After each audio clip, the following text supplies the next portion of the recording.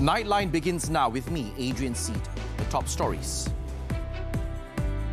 EPF declares 5.35%, 4.75% dividend despite challenging financial markets. And ROS clears UMNO of wrongdoing over no contest motion, says Dato Sri Ahmad Zahid Hamidi.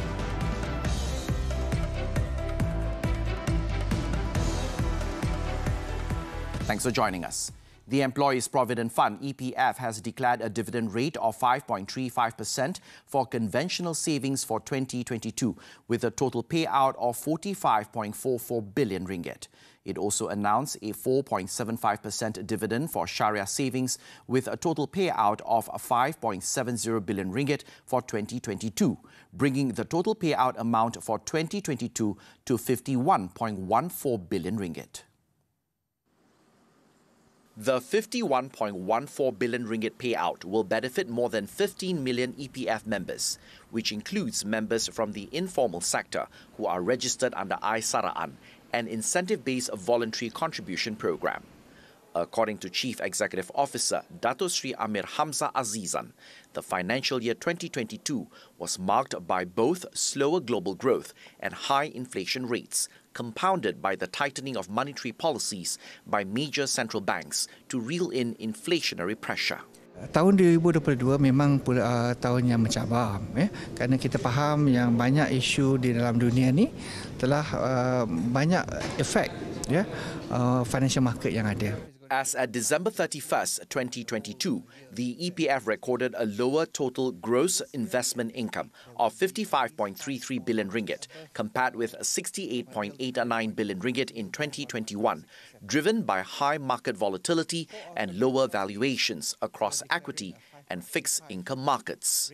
Speaking during the EPF 2022 Financial Program Media Briefing in Shah Alam, Selangor on Saturday, Dato Sri Amir Hamzah said the competitive returns were largely due to EPF's overarching strategy that emphasizes long-term sustainability of investments and returns in line with its strategic asset allocation.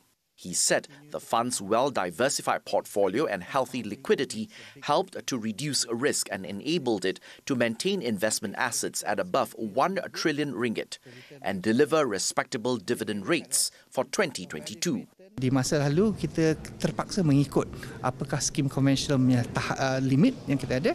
Jadi dia constrain sikit skim syariah. Dengan memisahkan kedua, kita memberi peluang untuk skim syariah untuk menjadi lebih robust.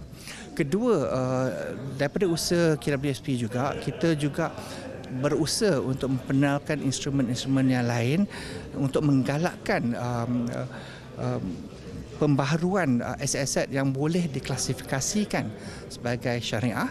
Jadi meninggikan peluang kita mempelbagaikan lagi aset untuk meninggikan pulanganlah.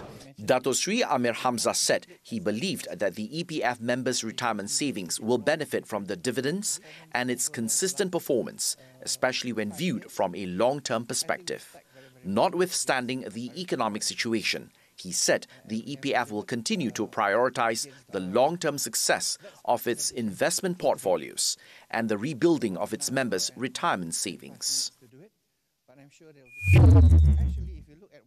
Meanwhile, the EPF said it is not in favor of another round of early withdrawals, as many Bumiputera account holders have alarmingly low retirement savings. Dato Sri Amir Hamzah said multiple pandemic-related withdrawals have significantly eroded saving levels for Bumiputeras and ethnic Indian savers. The effect of the withdrawals have dramatically affected demographics within EPF. And if you look at it, the Bumiputera section has been the most widely affected from the savings within EPF because they have been withdrawing a lot of money. Basic saving has been reduced by 70% because withdrawals have occurred. And this group has been the more prevalent group that has been prevailing themselves to the schemes that exist.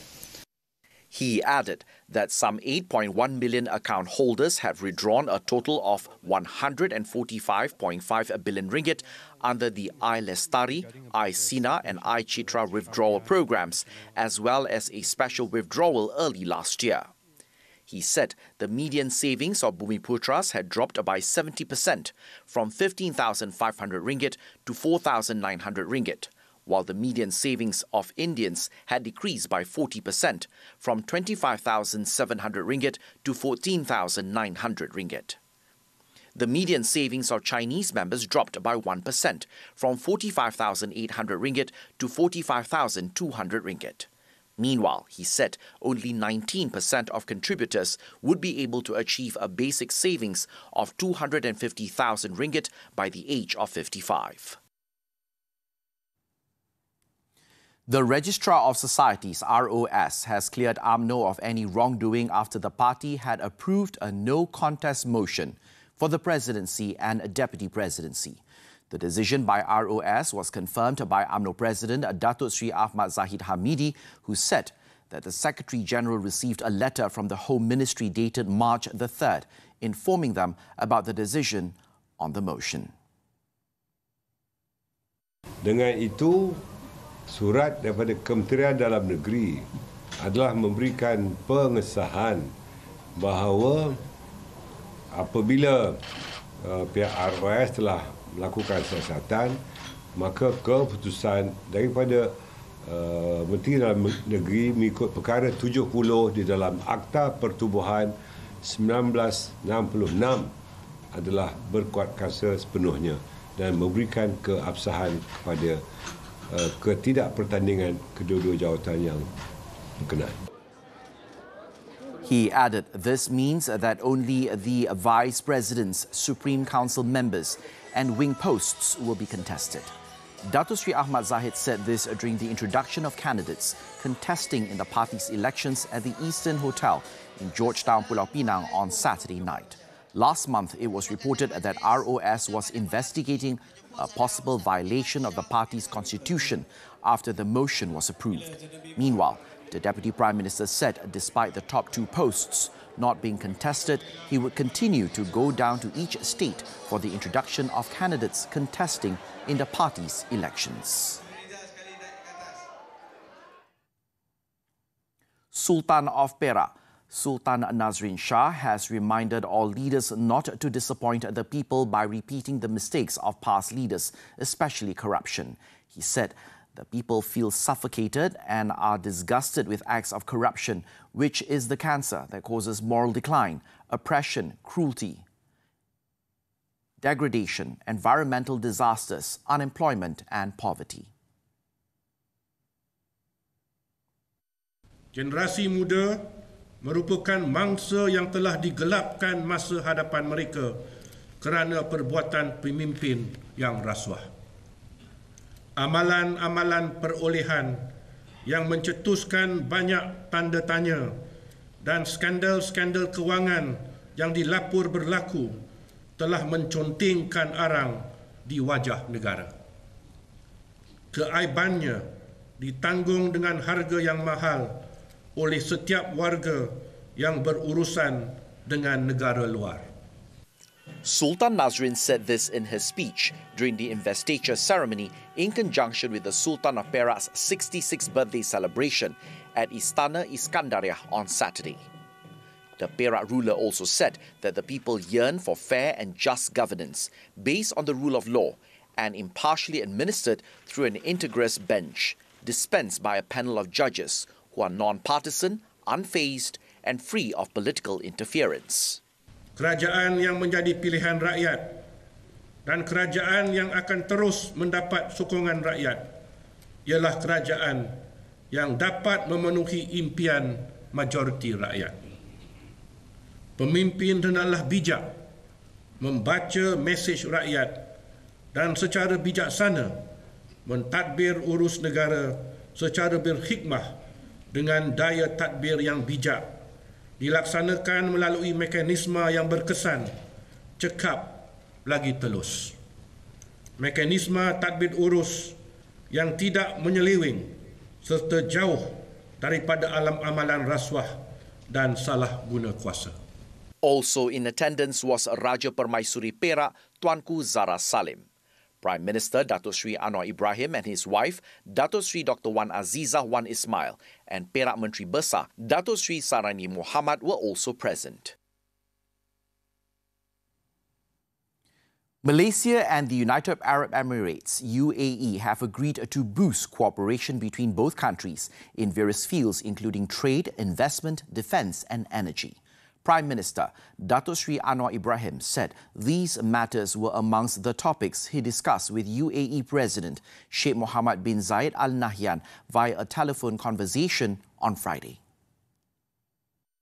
Now that the relations have been good, we must explore this and get the economy and even defence. I'm so happy that the defence training, an issue of energy, you have been helpful even to Petronas.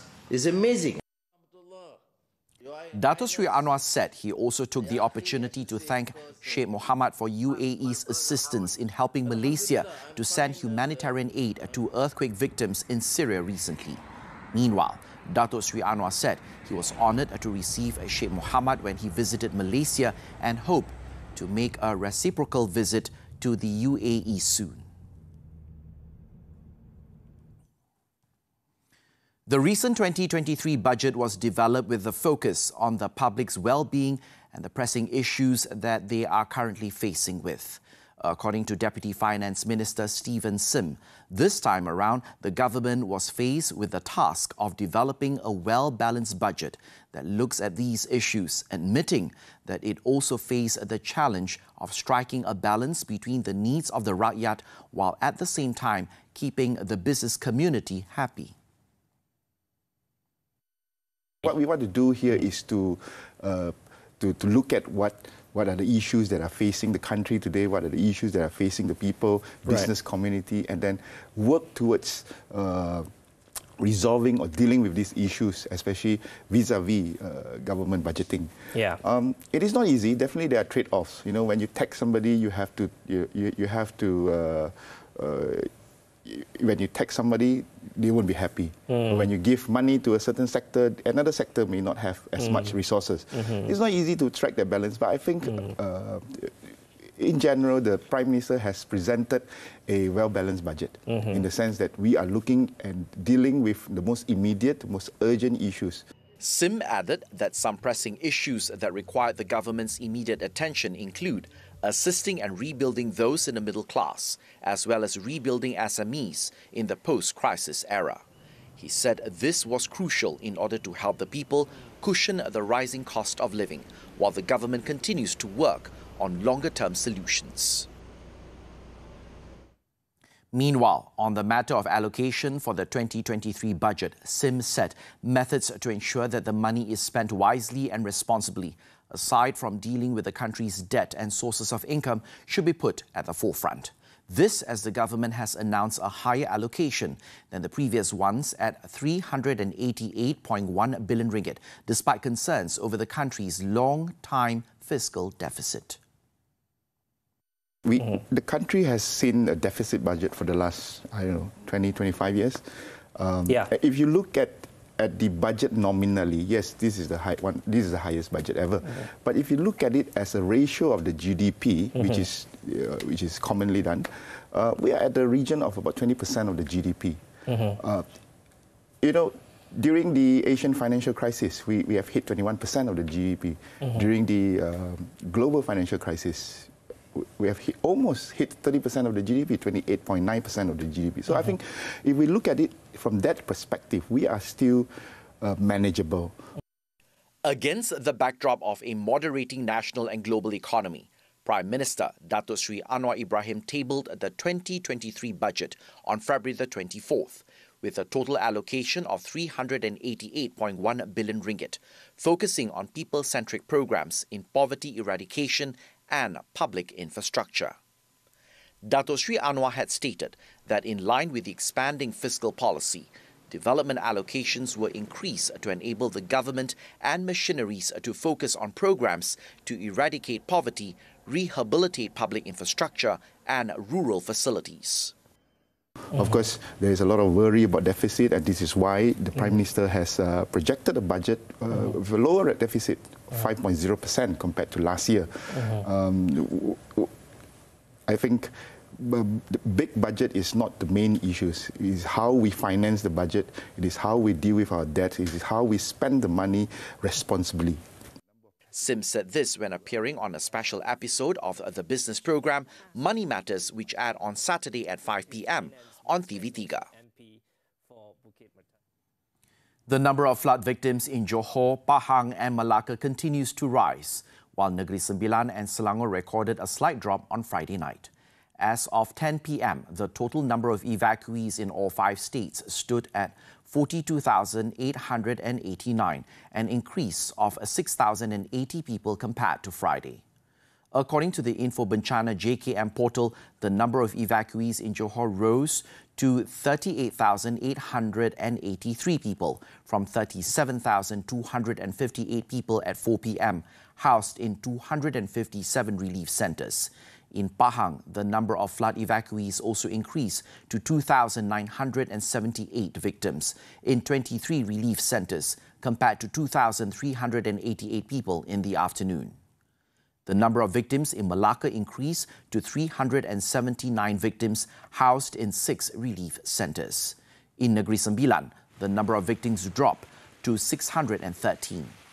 As for Selangor, the number of evacuees dropped slightly to 36 people housed in 1 relief centre in Shah Alam.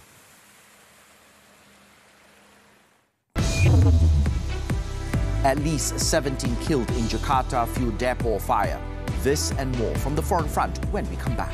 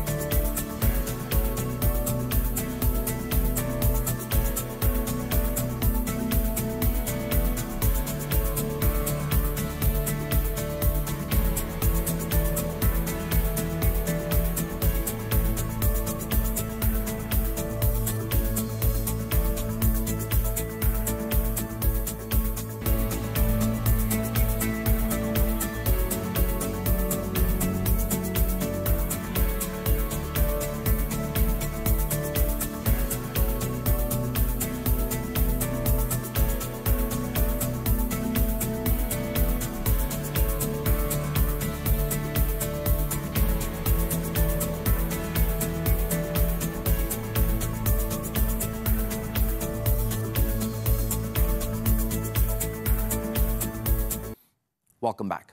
Indonesian officials have called for an investigation and an audit of state energy company Pertamina's facilities after a fire at its storage facility killed 17.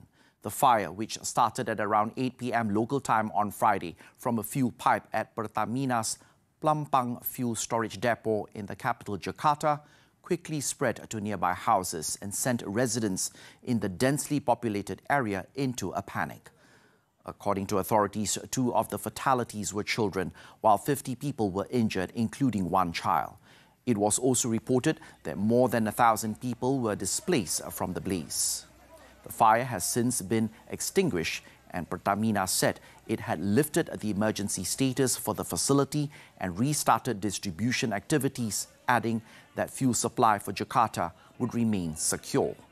In the meantime, investigations were still ongoing to find out the cause of the fire, but the company said in a statement on Saturday that a pipe leak was detected prior to the fire.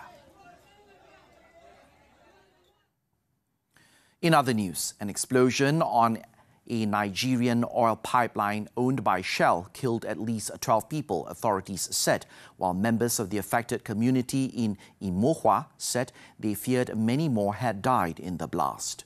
A spokesperson for Shell Petroleum Development SPD Company of Nigeria Limited said a fire occurred on its Rumuikpe Ngkepoku trunk line in Rivers State and that it was working with authorities to put it out.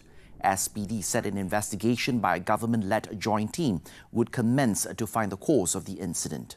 Oil theft and pipeline sabotage are common in the southern oil production heartland of Nigeria. The methods used to steal oil often result in accidents that cause fire. In April last year, a similar disaster killed 100 people. A provincial governor in the central Philippines and 5 other people were shot dead by an unknown gunman on Saturday in the latest attack against local officials. According to authorities, 6 suspects carrying rifles and dressed in uniforms similar to those worn by armed services entered the governor's home in Pamplona town and opened fire. It is understood that the governor of Negros Oriental Province, Roel Digamo, and 5 others were killed in the shooting. Officials in the meantime said they were searching for 10 suspects, including the 6 gunmen who fled the scene. President Ferdinand Marcos condemned what he described as the assassination of a political ally and promised to bring swift justice to his killers. In the meantime, a joint US and Australian law enforcement operation busted an international drug ring after intercepting 2.4 tons of cocaine aboard a vessel off the coast of South America that had been bound for Australia. The cocaine linked to a Mexican drug cartel had a street value of around $677 million, making the seizure one of the biggest that Australian police have been involved in. Western Australian State Police, in a statement on Saturday, said that 12 suspects have been arrested and charged in the case.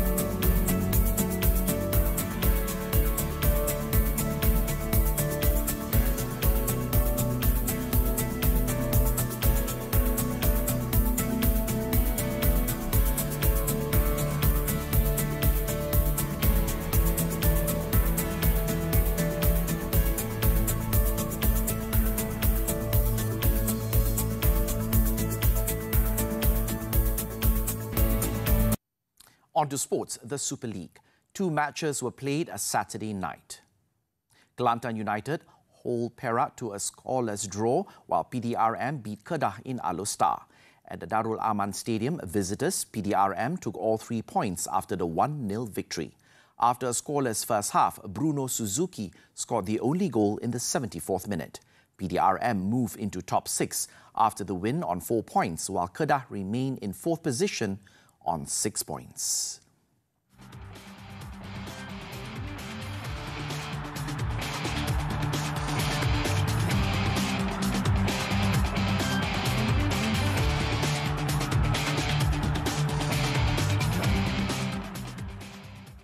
Still on football, Borussia Dortmund got their 9th consecutive win in the Bundesliga as they beat RB Leipzig 2-1.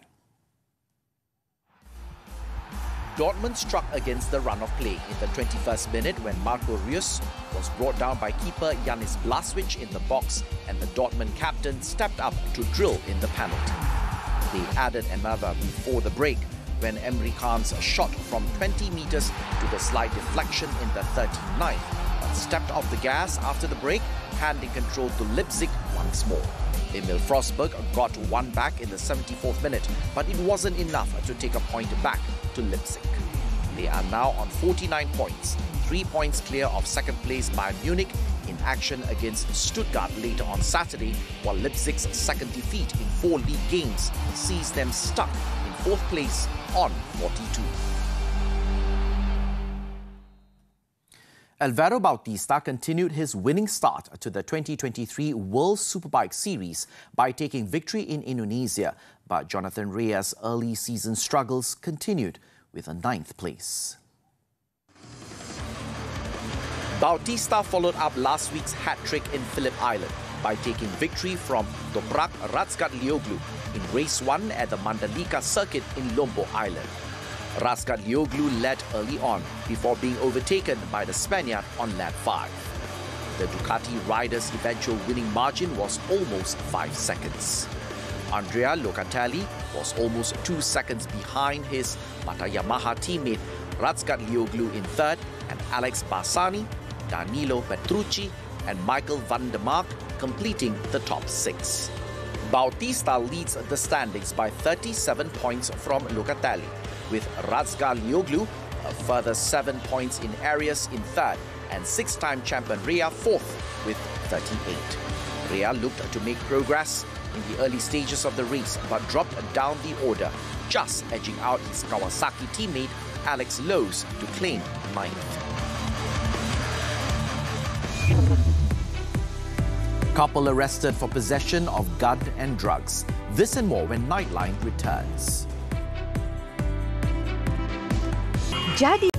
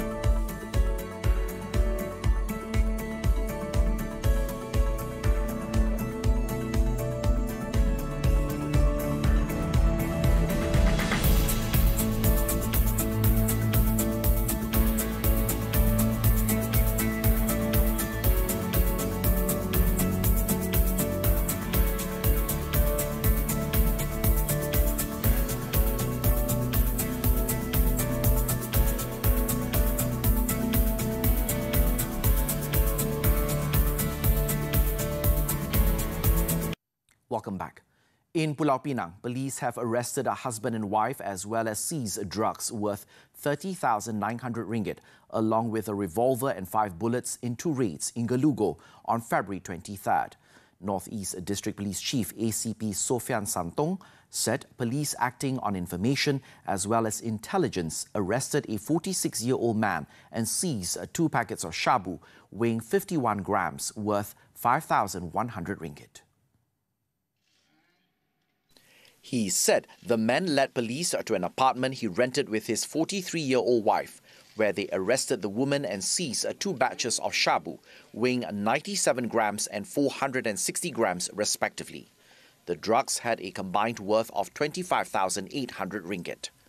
Upon further inspection in the apartment, police found a revolver and 5 live bullets, which were sent for ballistic testing to detect if it was ever used for criminal activities. Sofian added that the couple had been actively carrying out trafficking activities since the middle of last year.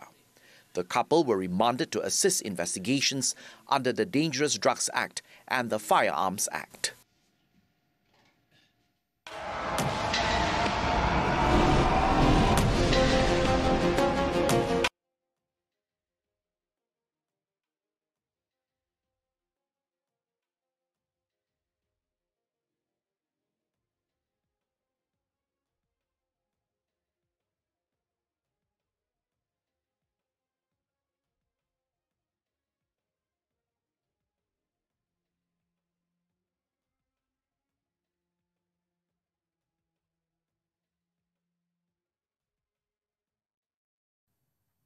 As Nightline draws to a close this time around, let's take a look at Sarawis, an ethnic group and nation native from the disputed Western Sahara, taking part in traditional games that reflect the heritage of the region.